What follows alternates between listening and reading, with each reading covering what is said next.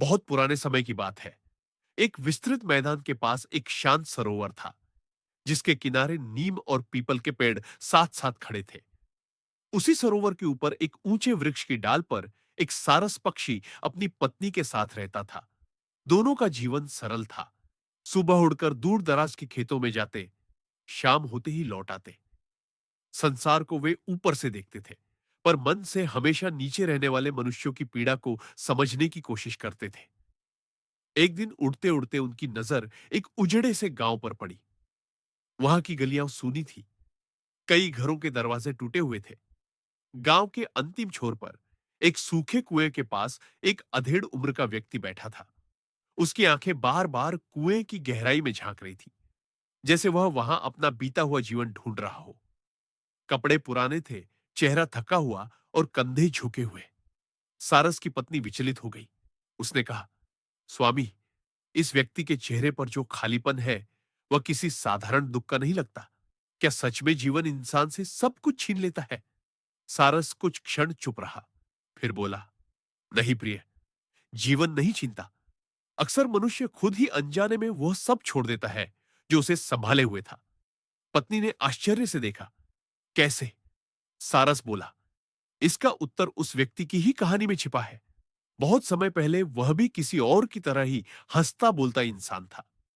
उस व्यक्ति का नाम था माधव। वह इसी गांव में पैदा हुआ था। उसके पिता किसान थे, मेहनती और ईमानदार। पिता ने उसे सिखाया था कि धन से पहले संस्कार जरूरी होते हैं। माधव पढ़ाई में अच्छा था, लेकिन जैसे ही उसने थोड़ा पैसा कमाना शुरू किया, उसका ध्यान मूल बातों से हटने लगा। शुरुआत में उसने छोटी सी आड़त खोली, मेहनत की, लोगों से मधुर व्यवहार रखा, इसलिए व्यापार चल निकला। कुछ ही वर्षों में उसकी गिनती गांव के संपन्न लोगों में होने लगी। लोग सलाह लेने आते, सम्मान देते। माधव को यह सब अच्छा लगने लगा। धीरे धीरे उसके भीतर एक सोच घर करने लगी। मैं जो हूं, अपनी समझ से हूं। उसने बड़ों की बातें सुननी कम कर दी। पिता ने एक दिन कहा, बेटा, ज्यादा फैलाव से पहले संभलना सीखो। माधव मुस्कुराया, पर बात को गंभीरता से नहीं लिया। कुछ समय बाद उसके घर एक रिश्तेदार आया। नाम था चंद्रकांत। वह मीठी जुबान वाला, हर बात में हामी भरने वाला व्यक्ति था। उसने कहा, तुम बहुत आगे जा सकते हो, बस थोड़ा जोखिम लेना सीखो। माधव को उसकी बातें सच्ची लगने लगी। उसने बिना सोचे समझे फैसले लेने शुरू कर दिए। इसी बीच माधव का छोटा भाई घर में ही रहता था। वह काम से बचता, दिन भर आराम करता, लेकिन खर्च में कोई कमी नहीं करता। मां ने कई बार टोका, पर माधव ने कह दिया, अभी सब ठीक है, बाद में देखेंगे। यही से वह बीच पड़ गया, जो धीरे धीरे पूरे घर को खोखला करने वाला था। सारस ने नीचे बैठे उस व्यक्ति की ओर देखा और धीमे से कहा, प्रिय, कुछ गलतियां शोर नहीं करती, वे चुपचाप घर के भीतर जगह बना लेती है। सारस की पत्नी अब पूरी तरह ध्यान से सुन रही थी। उसे आभास होने लगा था कि यह कहानी केवल उस व्यक्ति की नहीं है। माधव को लगा कि समय उसके पक्ष में है, इसलिए उसने सावधानी छोड़ दी। चंद्रकांत की सलाह पर उसने उधार पर बड़ा सौदा किया। शुरुआत में मुनाफा हुआ तो उसका भरोसा और बढ़ गया। उसने सोचा, जो डरते हैं वही पीछे रह जाते हैं। पिता अब इस दुनिया में नहीं थे और मां की बातों को वह भावुकता समझकर अनदेखा कर देता था। घर में धीरे धीरे कलह बढ़ने लगी। छोटा भाई काम न करने का आदी हो गया। उसे लगता था कि बड़ा भाई है तो चिंता किस बात की। मां चुपचाप सब देखती रहती, लेकिन उसके चेहरे की रेखाएं गहरी होती जा रही थी। माधव ने कभी यह जानने की कोशिश नहीं की कि घर का संतुलन किस ओर झुक रहा है। कुछ महीनों बाद बाजार में मंदी आई। जिन लोगों को उधार दिया गया था, वे पैसे लौट आने लगे। चंद्रकांत हर बार कोई ना कोई बहाना बना देता। अभी समय ठीक नहीं है, अगले महीने सब संभल जाएगा। माधव को अब भी भरोसा था। उसने सोचा कि घबराना कमजोरी है, लेकिन एक रात सब कुछ बदल गया। चंद्रकांत अचानक गायब हो गया। हिसाब किताब के कागज भी साथ ले गया। माधव भागा भागा आड़त पहुंचा तो पता चला कि कई सौदों में धोखा हो चुका है। कर्ज सिर पर था और देने वाला कोई नहीं। माधव की नींद उड़ गई। उसने पहली बार अपने घर को ध्यान से देखा। वही छोटा भाई जो कभी सहारा होना चाहिए था, बोला, ये सब तुम्हारी गलती है। अगर मुझे सही मौका देते तो मैं भी कुछ करता। मां की आंखों में आंसू थे, लेकिन शब्द नहीं। कुछ ही समय में घर बिक गया। इज्जत जो सालों में बनी थी, पल भर में चली गई। रिश्तेदार दूर हो गए। जो लोग कभी सम्मान से झुकते थे, अब नजरें चुराने लगे। माधव भीतर से टूट चुका था, लेकिन उसका अहंकार अभी भी पूरी तरह नहीं टूटा था। वह सोचता रहा कि सब परिस्थितियों की देन है। मां कुछ ही समय में बीमार पड़ी और चल बसी। उस दिन माधव को लगा जैसे उसके भीतर कुछ हमेशा के लिए बुझ गया हो। छोटा भाई गांव छोड़कर चला गया। माधव अकेला रह गया, बिना घर, बिना परिवार, बिना दिशा के। अब वह रोज उसी सूखे कुएं के पास बैठता है। उसे किसी से शिकायत नहीं है। अब वह जानता है कि उसका पतन एक दिन में नहीं हुआ था, वह धीरे धीरे हुआ था।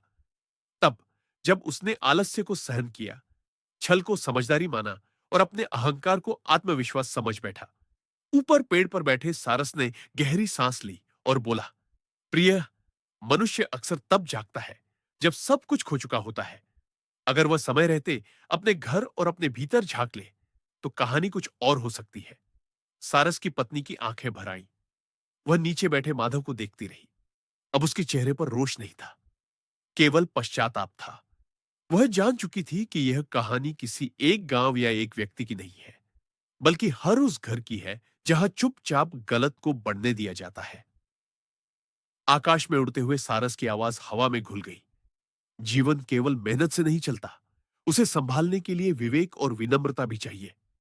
सारस और उसकी पत्नी कुछ देर तक मौन रहे। नीचे बैठा माधव धीरे धीरे उठकर सरोवर की ओर बढ़ा। उसके कदम भारी थे, जैसे हर कदम के साथ कोई पुरानी स्मृति खींचती चली आ रही हो। वह पानी के किनारे बैठ गया और अपनी परछाई को देखने लगा। वही चेहरा, वही आंखें, पर अब उनमें घमंड नहीं था, सिर्फ थकान और सीख थी। माधव के मन में वर्षों पुराने दृश्य उभरने लगे। उसे याद आया कैसे पिता ने एक बार कहा था, घर को गिराने के लिए बाहर का तूफान जरूरी नहीं होता, भीतर की दरार ही काफी होती है। तब उसने उस बात को पुरानी सोच कहकर टाल दिया था। आज वही वाक्य उसके भीतर गूंज रहा था। उसने पहली बार ईमानदारी से स्वीकार किया कि उसकी हार किसी एक व्यक्ति की वजह से नहीं हुई थी। चंद्रकांत तो बस एक माध्यम था। असल में उसने अपने घर में तीन चीजों को पनपने दिया था: काम से भागने की आदत, मीठी बातों पर आंख मूंदकर भरोसा और खुद को सबसे समझदार मानने का घमंड। वह समझ गया सदी कि उसने समय रहते किसी को रोका नहीं, क्योंकि उसे लगा कि सब उसके नियंत्रण में है। उसी क्षण एक बच्चा सरोवर के पास आया। उसके हाथ में टूटी हुई पतंग थी। वह बार बार उसे उड़ाने की कोशिश कर रहा था, लेकिन पतंग ऊपर नहीं जा रही थी। बच्चा निराश होकर बैठ गया। माधव ने उसे देखा और पहली बार उसके चेहरे पर हल्की सी मुस्कान आई। उसने बच्चे से कहा, अगर डोर उलझी हो तो पतंग चाहे कितनी भी हल्की हो, उड़ नहीं सकती। बच्चे ने उसकी ओर देखा, फिर डोर को सुलझाने लगा। कुछ देर बाद पतंग हवा में उठने लगी। बच्चा खुशी से हंस पड़ा और भाग गया। माधव वहीं बैठा रहा। उसे लगा जैसे किसी ने उसके भीतर की उलझी हुई डोर को भी हल्का सा सुलझा दिया हो। ऊपर पेड़ पर बैठी सारस की पत्नी ने धीमे से कहा, स्वामी, क्या उसके जीवन में अब कुछ बदल सकता है? क्या देर से समझ आने पर भी रास्ता बचता है? सारस ने उत्तर दिया, जब तक सांस है तब तक रास्ता है। फर्क सिर्फ इतना है कि अब उसे दोष ढूंढने की नहीं, जिम्मेदारी उठाने की आदत डालनी होगी। अगले कुछ दिनों में माधव ने गांव के मंदिर के पास झाड़ू लगानी शुरू की।